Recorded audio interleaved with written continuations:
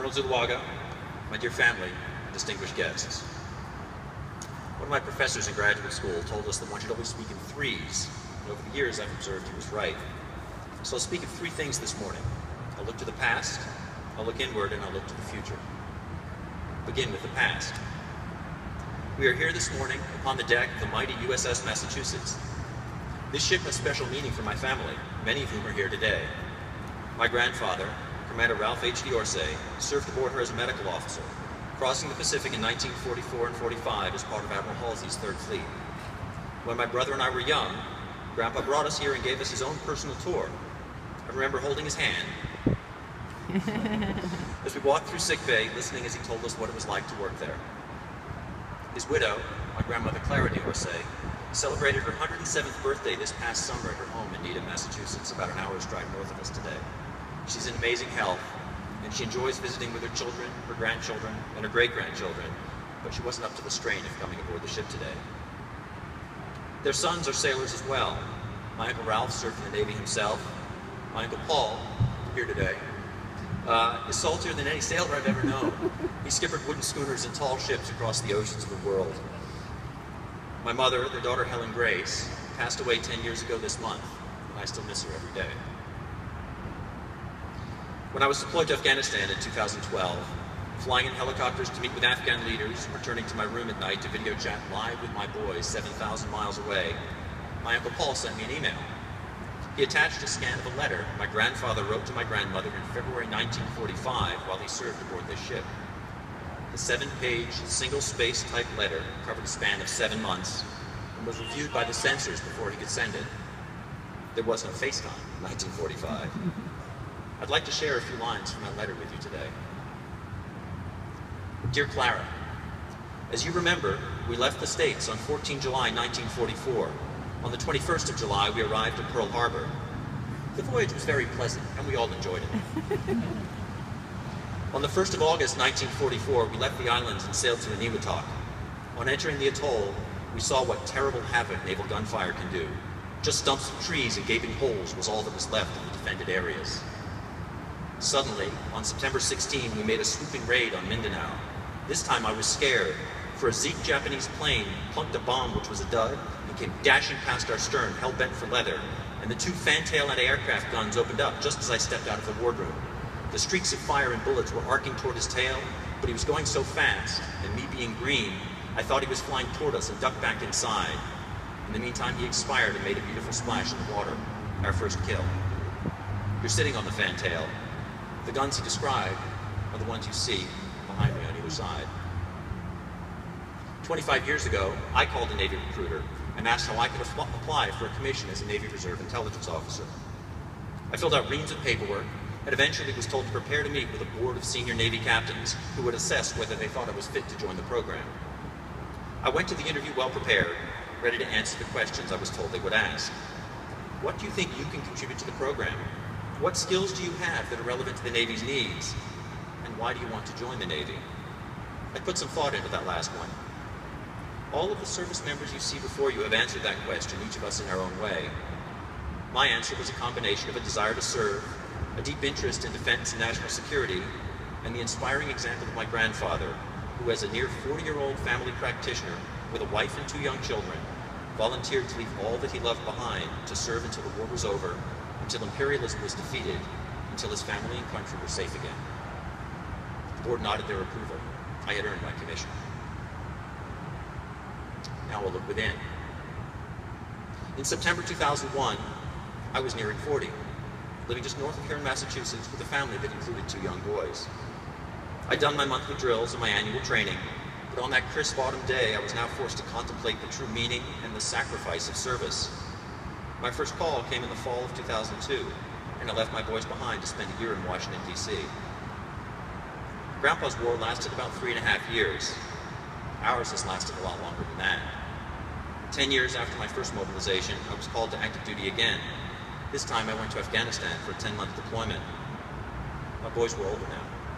They understood more, they knew why I had to go, and they knew how long I would be gone.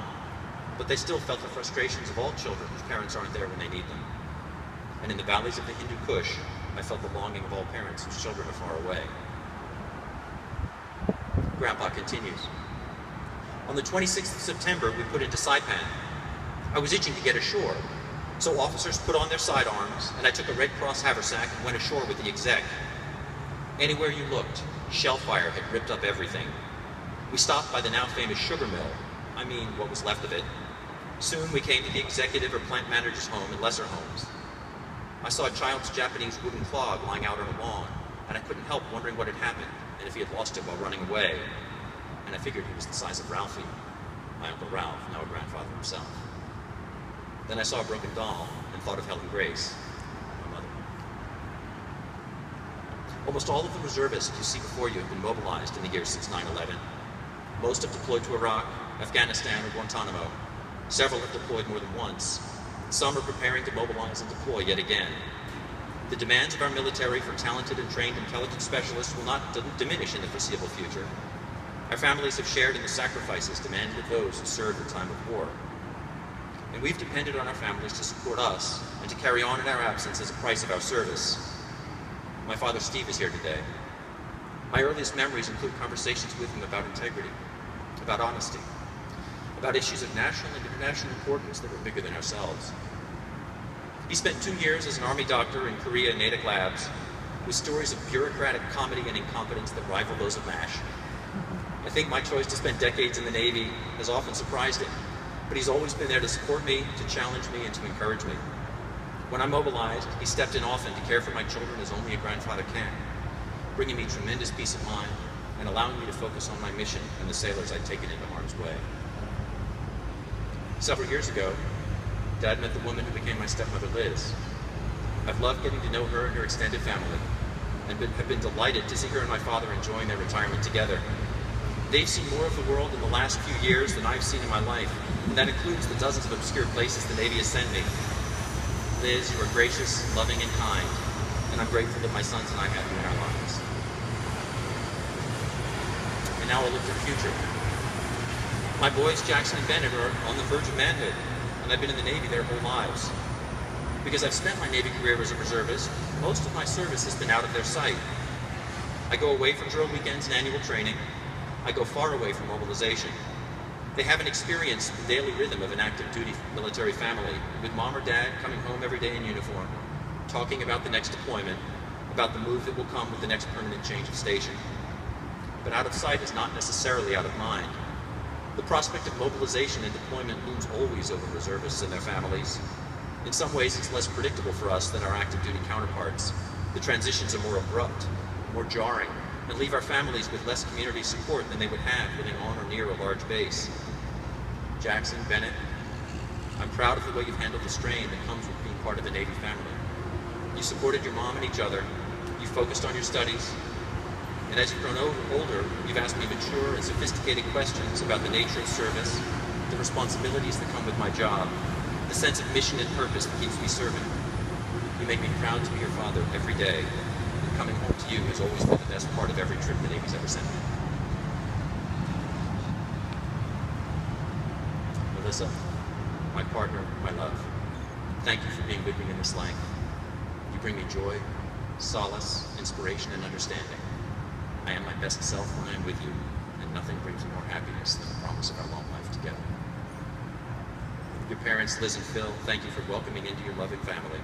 Thank you for making the long trip to be with us today.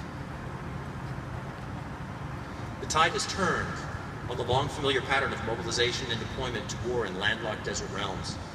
Although most of these sailors, assigned to United States Central Command, focus on the war-torn Middle East, they continue to research, analyze, and report on Islamic extremism and threats to our forces in the Arabian Peninsula. Much of the military has begun to reorient itself, to return to a pre-war rhythm, where the Navy keeps watch on the maritime domain, where naval intelligence focuses its attention on emerging naval powers like China, where the prospect of war is more remote, but the consequences against nuclear-armed foes are potentially more catastrophic. And yet we've had no VJ Day. Our enemy hasn't surrendered. Al-Qaeda and the Taliban are now overshadowed by the Islamic State. As intelligence professionals, we can explain how their goals differ, where their support networks overlap, what the rivalries are between their leaders. What they share, however, is an antipathy toward the United States and our allies, a desire to use violence to achieve their goals, access to money, recruits, and weapons.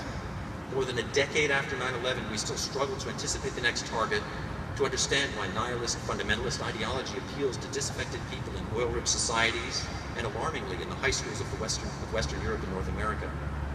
The war is not yet over. Extremism is not yet defeated. Our families and countries are not yet safe. We still have work to do. You, the sailors and soldiers here today, are doing that work and doing it well. I'm inspired by your professionalism, your dedication, your skill, and the quality of your analysis and your production. Our active duty counterparts routinely compliment me on the value and impact of the support we provide, and I have the privilege and honor of telling them that my shipmates are outstanding professionals. Thank you for letting me bask in the praise you have earned. I have a few more years left in me.